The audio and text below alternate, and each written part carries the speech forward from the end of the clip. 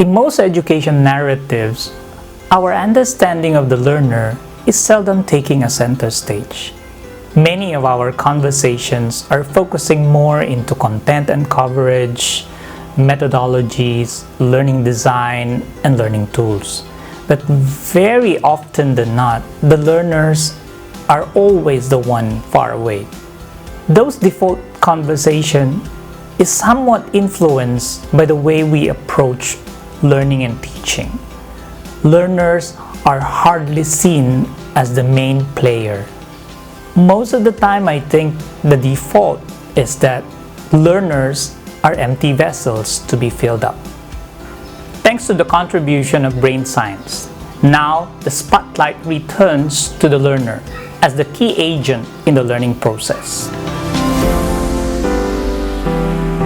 The intense intention on brain researches was made possible when the United States declared 1990 to 1999 as the decade of the brain.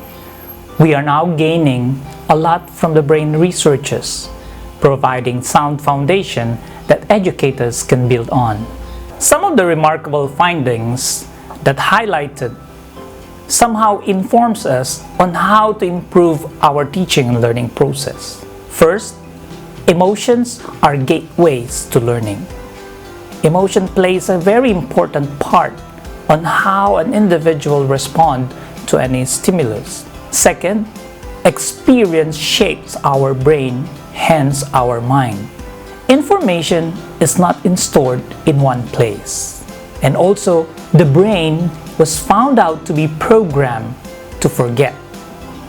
And lastly, memory is enhanced by appropriate rehearsal.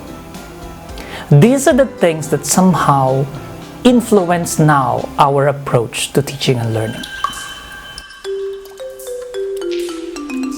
The better we understand the brain and how the mind functions, somehow gives us a better understanding of each learner, how they feel about learning, what made them pursue learning or avoid learning, how they engage learning process in itself, and how they use their prior knowledge when they approach learning.